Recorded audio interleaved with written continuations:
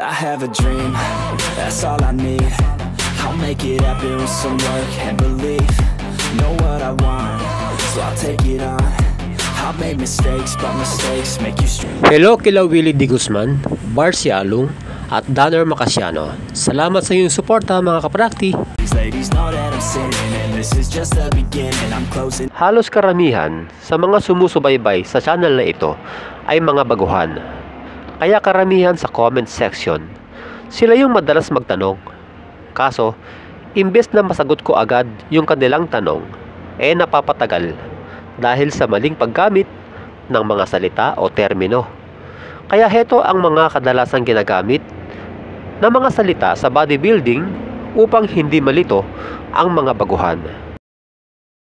Reps. Ang reps o repetition ay ito yung nagbibilang ka sa bawat exercise na ginagawa mo.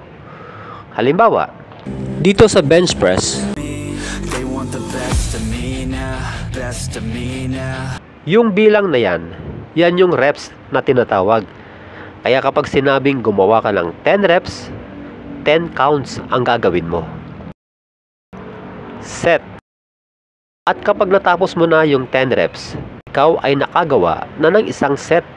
Ibig sabihin, sa bawat pagtatapos ng 10 reps man yan, o 12 reps, o 8 reps, basta natapos mo yan, 1 set na ang tawag doon.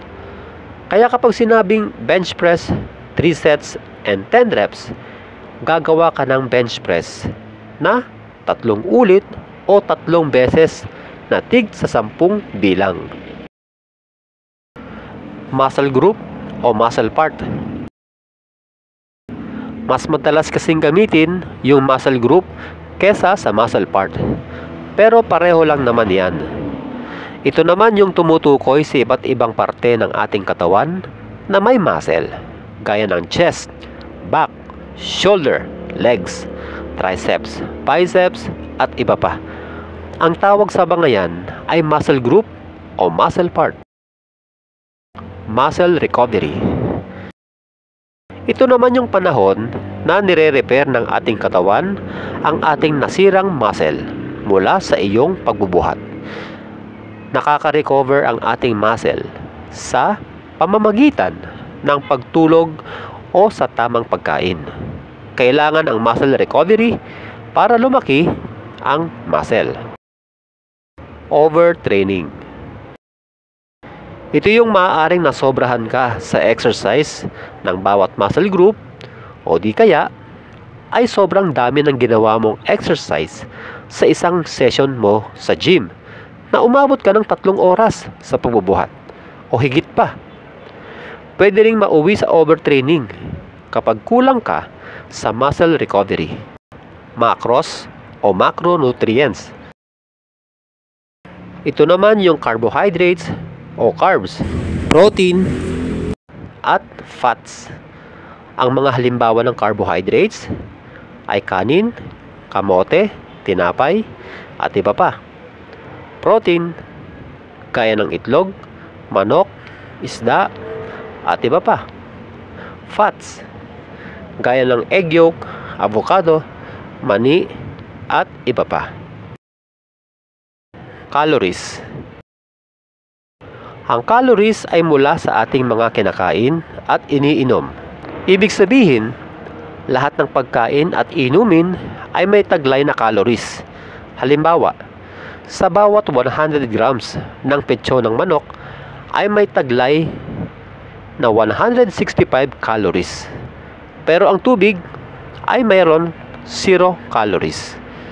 Minomonitor ang calories na ipapasok mo sa katawan upang makuha mo yung dami na kailangan mo. Kapag nagpapalaki ka ng muscle, kailangan mo ng mas mataas na calories. Pero kung nagpapapayat ka, mas mababang calories ang kailangan mo. Calorie deficit.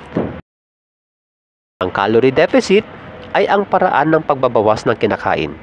Halimbawa, kung sa kasalukuyan ay nasa 2,000 calories ang nakukuha mo sa isang araw, ang 2,000 calories na ito ay yung total na calories mula sa mga kinain mo sa loob ng isang araw.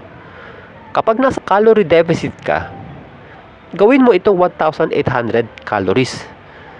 Ibig sabihin, magbabawas ka ng calories katumbas ng pagbabawas sa iyong kakainin.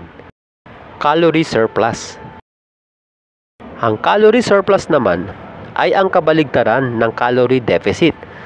Ibig sabihin, mula sa 2,000 calories, gagawin o tataasan mo ito, maaaring 2,100 o 2,200 calories kada araw. Full range of motion.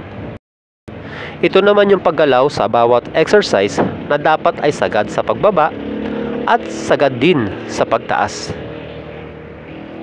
Kadalasan sa mga ito ay hindi nilalak ang siko o hindi tuwid na tuwid ang kamay.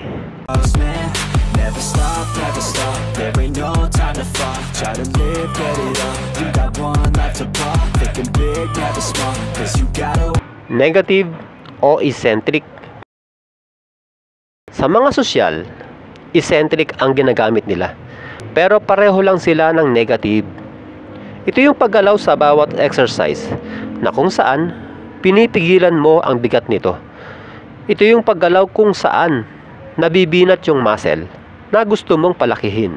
Halimbawa, dito sa crossover. Ang negative o eccentric ay kapag ibinubuka mo na yung kamay mo. Cardio exercise o cardio.